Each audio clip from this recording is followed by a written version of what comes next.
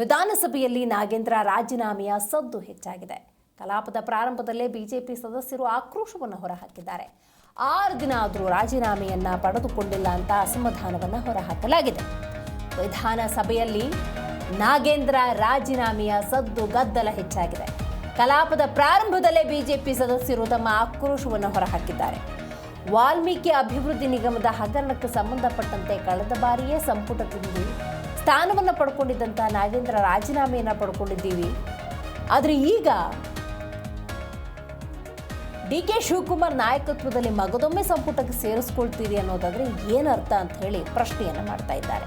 6 ದಿನ ಆಯಿತು, ಆದರೆ ರಾಜೀನಾಮೆಯನ್ನು ಪಡೆದುಕೊಂಡಿಲ್ಲ ಅಂತ ಅಸಮಾಧಾನವನ್ನು ಬಿಜೆಪಿ ನಾಯಕರು ಹೊರಹಾಕಿದ್ದಾರೆ. ಈ ವಿಷಯವನ್ನು ಸುನಿಲ್ ಕುಮಾರ್ ಹಾಗೂ ಅಶೋಕ ಪ್ರಸ್ತಾಪ ಮಾಡಿದ್ದಾರೆ. ಹಗಲು ರಾತ್ರಿ ಧರಣಿಯನ್ನ ನಾವು ಮಾಡ್ತೇವೆ, ನಮ್ಮ ಹೋರಾಟ ಮುಂದುವರಿಸ್ತೇವೆ ಅಂತ ಹೇಳಿ ಅಶೋಕ್ ಈ ಸಂದರ್ಭದಲ್ಲಿ ಸ್ಪಷ್ಟಪಡಿಸಿದ್ದಾರೆ.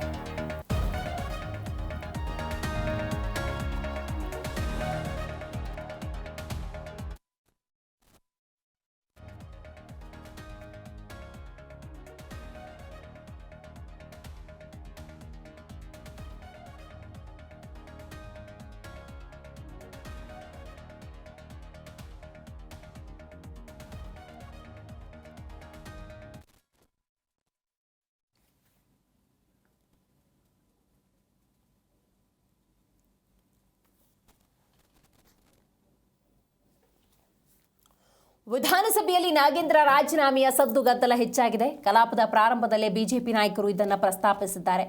ಒಂದು ಅರ್ಥ ಮಾಡ್ಕೋಬೇಕು, ನಿರಂತರವಾಗಿ ನಡೀತಾ ಇರುವಂತಹ ಬಿಜೆಪಿಯ ಹೋರಾಟ ಮತ್ತು ಪಟ್ಟು ಇದು. ಇವತ್ತು ಕೂಡ ವಿಧಾನಸೌಧ ಮುತ್ತಿಗೆಗೆ ಎಲ್ಲ ರೀತಿಯ ಪ್ರಯತ್ನವನ್ನು ಮಾಡಿದ್ದಾರೆ. ಫ್ರೀಡಂ ಪಾರ್ಕ್ನಲ್ಲಿ ಧರಣಿಯನ್ನು ಮಾಡ್ತಾ ಇದ್ದಾರೆ. ಪೊಲೀಸ್ನವರು ಅವರನ್ನು ತಡೆಯುವಂಥ ಪ್ರಯತ್ನವನ್ನು ಮಾಡ್ತಿದ್ದಾರೆ. ಯಾವುದೇ ಕಾರಣಕ್ಕೂ ತಮ್ಮ ಪಟ್ಟನ್ನು ಸಡಿಲಿಸೋದಿಲ್ಲ ಅಂತ ಬಿಜೆಪಿ ನಾಯಕರು ಮಾಡ್ತಿರುವಂಥ ಹೋರಾಟ ಇದು. ವಾಲ್ಮೀಕಿ ಅಭಿವೃದ್ಧಿ ನಿಗಮದ ಹಗರಣಕ್ಕೆ ಸಂಬಂಧಪಟ್ಟಂತೆ 187 ಕೋಟಿ ಹಗರಣ ಅದು. ಕಳೆದ ಸಲ ಮುಖ್ಯಮಂತ್ರಿ ಆಗಿದ್ದಂತಹ ಇದೇ ಗೌರ್ಮೆಂಟ್ನ ಸಿದ್ದರಾಮಯ್ಯನವರು 187 ಅಲ್ಲ 89 ಕೋಟಿ ಅಂತ ಸ್ಪಷ್ಟವಾಗಿ ಸದನದಲ್ಲೇ ಉಲ್ಲೇಖ ಮಾಡಿದರು. ಆ ನಂತರದ ಸಂದರ್ಭದಲ್ಲಿ ಏನಾಯಿತು? ರಾಜೀನಾಮೆಯನ್ನು ಪಡೆದುಕೊಳ್ಳಲಾಯಿತು. ತೀವ್ರವಾದಂಥ ಹೋರಾಟ ಕೂಡ ನಡೀತು. ಅದನ್ನು ನಾವು ರಿಕಾಲ್ ಮಾಡ್ಕೋಬಹುದು. ಇಂಥ ಸಂದರ್ಭದಲ್ಲಿ ತತ್ವ, ಸಿದ್ಧಾಂತ, ಸಂವಿಧಾನದ ಬಗ್ಗೆ ಮಾತಾಡುವಂತಹ ಕಾಂಗ್ರೆಸ್ನವರು ಅದು ಹೆಂಗೆ ಸಂಪುಟಕ್ಕೆ ನಾಗೇಂದ್ರ ಅವರನ್ನು ಮಗದೊಮ್ಮೆ ಅವ್ರನ್ನ ಪಡೆದುಕೊಂಡ್ರು ಅಥವಾ ತೆಗೆದುಕೊಂಡ್ರು ಅನ್ನೋದು ಸದ್ಯದ ಪ್ರಶ್ನೆಯಾಗೇ ಉಳ್ಕೊಂಡ್ಬಿಟ್ಟಿದೆ. ಅದಕ್ಕೂ ಉತ್ತರ ಇಲ್ಲ. ಕಡೆ ಪಕ್ಷ ರಾಜೀನಾಮೆ ಕೊಡಿ ಅಂತ ಕೇಳ್ತಿದ್ದ ಸಂದರ್ಭದಲ್ಲಿ ಕೊಡ್ತೀವಿ ಇಲ್ಲ ಕೊಡಲ್ಲ, ಅದ್ರ ಬಗ್ಗೆ ಆದರೂ ಒಂದು ಸ್ಪಷ್ಟತೆಯನ್ನು ಕೊಡಬೇಕಲ್ಲ, ಅದು ಕೂಡ ಕಾಂಗ್ರೆಸ್ ಕಡೆಯಿಂದ ಆಗ್ತಾ ಇಲ್ಲ. ಸೊ ಈ ಧೋರಣೆಯನ್ನು, ಅಂದರೆ ಯಾವುದೇ ಪ್ರಶ್ನೆಗೂ ಉತ್ತರವಿಲ್ಲದ ಧೋರಣೆಯನ್ನು ಏನು ಅಂತ ರಾಜ್ಯದ ಜನ ಅರ್ಥ ಮಾಡ್ಕೊಳ್ಬೇಕು.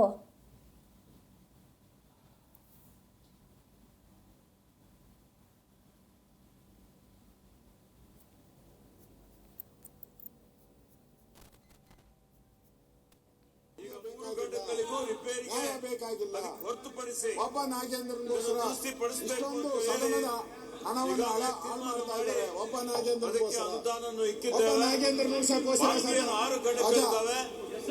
ಈ 6 ಘಟಕಗಳಿಗೆ ಇವತ್ತು ದುರಸ್ತಿ ಮಾಡಲಿಕ್ಕೆ ಅವಶ್ಯಕತೆ ಇರುವಂತಹ ಅನುದಾನ ಗ್ರಾಮ ಪಂಚಾಯಿತಿ ಅನುದಾನದಿಂದ ಆದ್ರೂ ಮಾಡ್ತೇವೆ.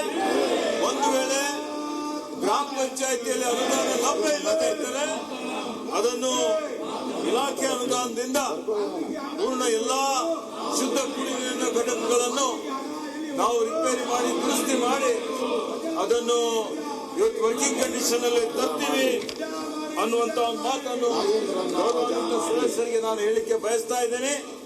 ಹಾಗೆ ಇವತ್ತು ಇಡೀ ರಾಜ್ಯದಲ್ಲಿ ಸುಮಾರು 20,340 ಶುದ್ಧ ಕುಡಿಯುವ ನೀರಿನ ಘಟಕಗಳಿದ್ದಾವೆ. ಅದರಲ್ಲಿ 17,208 ಘಟಕಗಳು ಈಗಾಗಲೇ ಕಾರ್ಯಾಚರಣೆಯಲ್ಲಿ ಇದ್ದಾವೆ. ಡಿಫೆಕ್ಟ್ 602 ಇದ್ದಾವೆ. ಮತ್ತೆ ರಿಪೇರಿಗೆ 2,530 ಇದ್ದಾವೆ. ಈಗಾಗಲೇ ಇವತ್ತು ನಾವು ಎಲ್ಲೆಲ್ಲಿ ಪ್ರತಿಯೊಂದು ಶುದ್ಧ ಕುಡಿಯುವ ನೀರಿನ ಘಟಕಗಳಿಗೆ ಈ ವರ್ಷ ರಾಜ್ಯದಲ್ಲಿ ಅನುದಾನ 3,000 ರೂಪಾಯಿ ಅನುದಾನ ನಾವು ಬಿಡುಗಡೆ ಮಾಡಿದ್ದೇವೆ. ಹೋದ ವರ್ಷ 1,416 ಶುದ್ಧ ಕುಡಿಯುವ ನೀರಿನ ಘಟಕಗಳಿಗೆ 49,34 ಕೋಟಿ ರೂಪಾಯಿ ಅನುದಾನ ನಾವು ಬಿಡುಗಡೆ ಮಾಡಿದ್ದೇವೆ. ಅದೇ ರೀತಿ ಈ ವರ್ಷ ಸಹಿತ ಇವತ್ತು ನಾವು ಸುಮಾರು ರಾಜ್ಯದಲ್ಲಿ 29,50,00,000 ರೂಪಾಯಿ ಅಲೋಕೇಟ್ ಮಾಡಿದ್ದೇವೆ. 13 ಕೋಟಿ ಬಿಡುಗಡೆ ಮಾಡಿದ್ದೇವೆ. ಹೀಗಾಗಿ ಆನೇಕಲ್ ತಾಲೂಕಿನಲ್ಲಿ ಸಹಿತ ಇವತ್ತೇನು ಸ್ಥಗಿತಗೊಂಡಿರುವಂತ ಮತ್ತು ರಿಪೇರಿಗೆ ಯಾವುದು ದುರಸ್ತಿಗಿದೆ ಅದೆಲ್ಲವನ್ನು ದುರಸ್ತಿ ಮಾಡಿ ಕಾರ್ಯಾಚರಣೆಯಲ್ಲಿ ತರ್ತೀವಿ ಅನ್ನುವಂತ ಮಾತು. ನೋಡಿ, ಅದಾನಿನ ಮನೆ ಕರ್ಸ್ಕೊಂತಾರೆ, ನಾಗೇಂದ್ರನ ಮನೆ ಕರ್ಸ್ಕೊಂಡು ರಾಜೀನಾಮೆ ಕೊಡಕ್ಕಾಗಲ್ಲ. ಅದಾನಿಗೆ ಕಾರ್ಪೆಟ್ ಹಾಕಿ ಕರ್ಸ್ಕೊಂತಾರೆ, ಬಿಜೆಪಿ ಏಜೆಂಟ್ ಅವನ್ನೇ ಕರ್ಸ್ಕೊಂಡು ಚರ್ಚೆ ಮಾಡ್ತಾರೆ. ಇಲ್ಲಿ ನಾಗೇಂದ್ರನ್ ಕರ್ಕೊಂಡು 5 ನಿಮಿಷ ಕೆಲಸ ರಾಜೀನಾಮೆ ಮನೆ ಕರೆಸಿ 5 ನಿಮಿಷ ಹೇಳಿದ್ರೆ ರಾಜೀನಾಮೆ ಆಗೋತತೆ. ಅದಾನಿಗೆ ಒಂದು ಗೌರವ ನಾಗೇಂದ್ರ ಒಂದ್ಸರಿ ಕೊಟ್ಬಿಡಿ, ಅವನು ಕಳಿಸ್ಬಿಡಿ ಮನೆಗೆ. ಇದು ಕಾಂಗ್ರೆಸ್ ಪಾರ್ಟಿ ಇವತ್ತು ಒಂದು ರೀತಿ ಅಪರಾಧಿ ಸ್ಥಾನದಲ್ಲಿ ನಿಂತಿದೆ. ಅಪರಾಧಿ ಸ್ಥಾನದಲ್ಲಿದೆ. ನಾವು ಬರಗಾಲ ಚರ್ಚೆ ಬಗ್ಗೆ ನಾವು ರೆಡಿ ಇದ್ದೀವಿ. ಧರಣಿಯನ್ನ ಮಾಡ್ತೀರಿ. ನಾವು ಹಗಲು ರಾತ್ರಿ ಧರಣಿಯನ್ನ ಮಾಡಿ ಈ ಸರ್ಕಾರಕ್ಕೆ ಎಚ್ಚರಿಕೆಯನ್ನ ಕೊಡ್ತಾ ಇದ್ದೀನಿ. ಹಗಲು ರಾತ್ರಿ ಧರಣಿಯನ್ನ ಇವತ್ತು ಘೋಷಣೆ ಮಾಡ್ತಾ ಇದ್ದೀರಿ. ಯಾವುದೇ ಕಾರಣಕ್ಕೂ ನಾವು ಬಿಡಲ್ಲ. ನಾಗೇಂದ್ರ ರಾಜೀನಾಮೆ, ದಲಿತರ ಹಣ ವಾಪಸ್ ಬರಬೇಕು. ಇದು ನಮ್ಮ ಹೋರಾಟ ಇದೆ. ಚರ್ಚೆಗೆ ಬನ್ನಿ, ನಾವು ಚರ್ಚೆಗೆ ರೆಡಿ. ಚರ್ಚೆಗೆ ರೆಡಿ. ನಾವು ರೆಡಿ.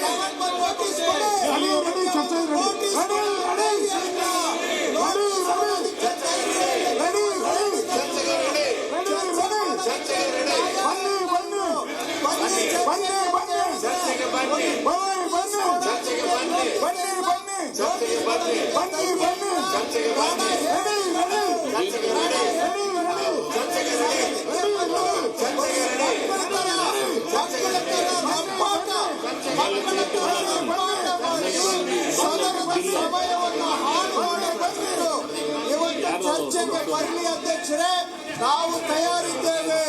ಇವರಿಗೆ ಚರ್ಚೆ ಮಾಡೋದಕ್ಕೆ ಏನು ಇಲ್ಲ. ಕಳ್ಳೆಪುರಿ ಈಗ ಅಧ್ಯಕ್ಷರೇ, ನಾವು ಬರಗಾಲದ ಬಗ್ಗೆ ಚರ್ಚೆ ಮಾಡೋಕೆ ತಯಾರಿದ್ದೀವಿ. ನೀವು ರಾಜೀನಾಮೆ ಚರ್ಚೆ ಮಾಡೋಕ್ಕಾಗತ್ತೆ. ರಾಜೀನಾಮೆ ಕೊಡಿಸ್ತಾರೆ, ಹೆಂಗ್ ಚರ್ಚೆ ಮಾಡೋದು? ರಾಜೀನಾಮೆ ಕೊಡಿಸಿ ಚರ್ಚೆ ಮಾಡೋಣ. ಈಗ ಅಧ್ಯಕ್ಷರೇ, ವರದಿಗಳನ್ನ ದಾಖಲೆಗಳು ಯಾರು ಬೇಡ ಅಂದಿದ್ದಾರೆ? ಶ್ರೀ ಕ್ಯಾತ್ಸಂದ್ರ ರಾಜಣ್ಣ ಅವರು ಸರ್ಕಾರ ರೆಡಿ ಇದೆ. ಯಾಕೆ ನೀವು ಕೊಡ್ತಾ ಇಲ್ಲ ನೋಟಿಸು? ಯಾಕೆ ಹೆದರ್ತಾ ಇದ್ದೀರಾ? ಅವ್ರಿಗೆ ಹೇಳಪ್ಪ. ಇಡೀ ಒಂದು ಕಾಗದ ಪತ್ರ ಇಲ್ಲ ತಯಾರಿಲ್ಲ ಅಲ್ರಿ ನೀವು ಅಧ್ಯಕ್ಷರೇ? ಒಂದು ಕಾಗದ ಪತ್ರ ಇಟ್ಕೊಂಡು ಮಾತಾಡೋದು. ವಿಧಾನಸಭೆಯ ಸರ್ಕಾರಿ ಭರವಸೆಗಳ ಸಮಿತಿಯ 24, 25 ಯಾರು ಬೇಡ ಅಂದಿರೋದು? ಮತ್ತು 25, 26ನೇ ಸಾಲಿನ 7ನೇ ವರದಿಯನ್ನು ಸದನದಲ್ಲಿ ಸದನದ ಮುಂದೆ ಇಡಿ. ಎಕ್ಸ್ಪೋಸ್ ಮಾಡಿ ನೀವು, ಭ್ರಷ್ಟಾಚಾರದ ಬಗ್ಗೆ ಎಕ್ಸ್ಪೋಸ್ ಮಾಡಿ ನೀವು. ಬೇಕು ಇಂಥ ಪಾಂಡ್ಯವರ 50 ಜನ ಇದ್ದಾರೆ, 150 ಜನ ಇದ್ದಾರೆ ಭಾರತ ದೇಶದಲ್ಲಿ ಮಂತ್ರಿ. ಇದು ನಾವು ಸದನದಲ್ಲಿ ಬಂದು ವಾಲ್ಮೀಕಿ ಅವನು ದಲಿತ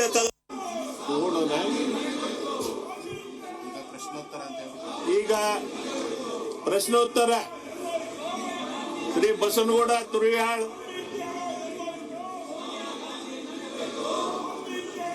ಇಲ್ಲ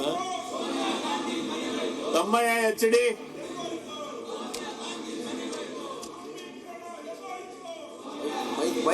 ಮೈಕು ಸನ್ಮಾನ್ಯ ಅಧ್ಯಕ್ಷರೇ, ಅವಕಾಶಕ್ಕಾಗಿ ಧನ್ಯವಾದಗಳು. ನಾನು ಚುಕ್ಕೆ ಗುರುತಿನ ಪ್ರಶ್ನೆ 654ನ ಮಾನ್ಯ ಉಪಮುಖ್ಯಮಂತ್ರಿಗಳು ಗಮನಕ್ಕೆ ತಂದಿದ್ದೇನೆ. ಅದಕ್ಕೆ ಉತ್ತರವನ್ನು ಬಯಸ್ತಾ ಇದ್ದೇನೆ.